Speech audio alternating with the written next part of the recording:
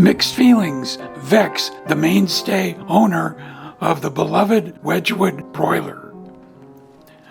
What can you say about a guy who never left his childhood neighborhood? In 1981, at age 19, he became a dishwasher at a restaurant 10 blocks from his home. Over 15 years, he worked his way up. In 1996, he bought the business, helming it for 3 decades to the present day.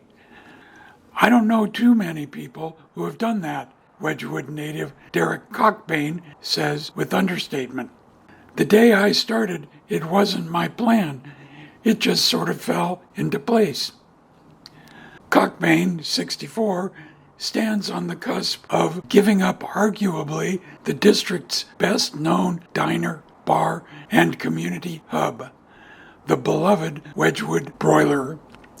This classic steakhouse anchors a 2-acre 1960s-era shopping center on 35th Avenue Northeast. In recent years, the 3-block-long property faced a high-profile proposal for a 6-floor retail residential development. It fizzled, but while no new project has been announced, such a plan could return. Will the broiler survive? Will its building be razed?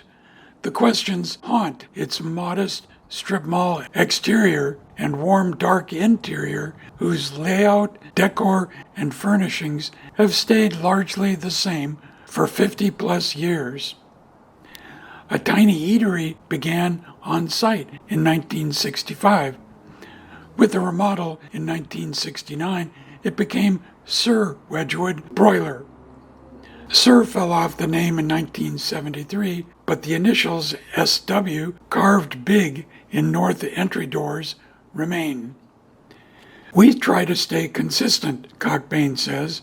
People who came in 20 years ago to have a teriyaki steak will come in today and have it, so it should be exactly the same.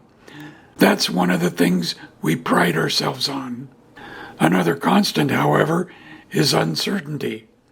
He has had to rent month to month since COVID. Will he give up the ghost? His feelings are deeply mixed. On one hand, a lifelong ethic prods Cockbane to make things work. That grit surfaced during a soccer stint at Nathan Hale High School, where he topped the Metro League in scoring. After he recovered from a broken ankle, his coach Joel Waters told the Seattle Times in 1979, "Derek can score with either foot. In fact, he scores more with his off foot than his right foot." But with dreams of traveling with his wife, Alician, and other properties to tend, Cockbane also feels done, ready to retire.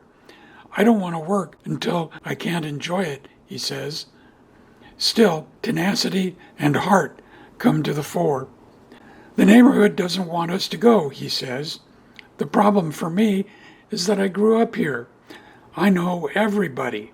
I've got the kids I went to school with. I see my old friends. Their parents still come in, and I don't want to close the doors."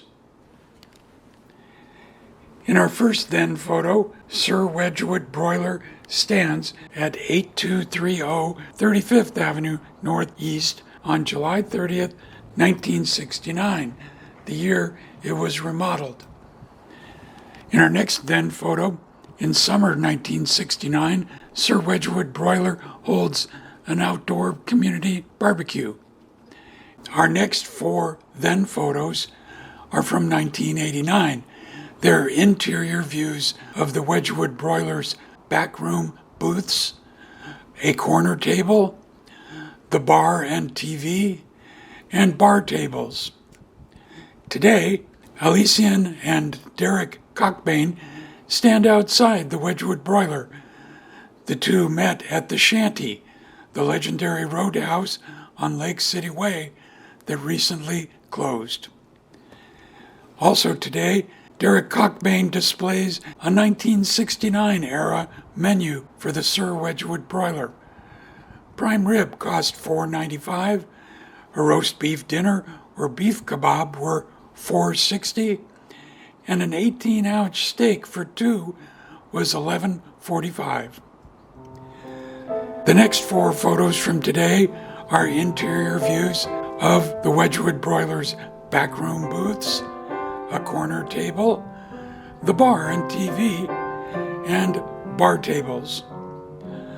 Also today, a city land use notice stands at the Wedgwood Broiler site last October, announcing a huge 3-block development that later fizzled.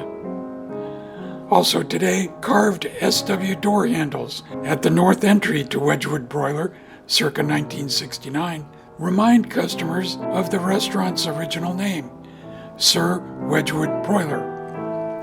And finally, we have the Wedgwood Broiler's 60th anniversary logo displayed on a hoodie.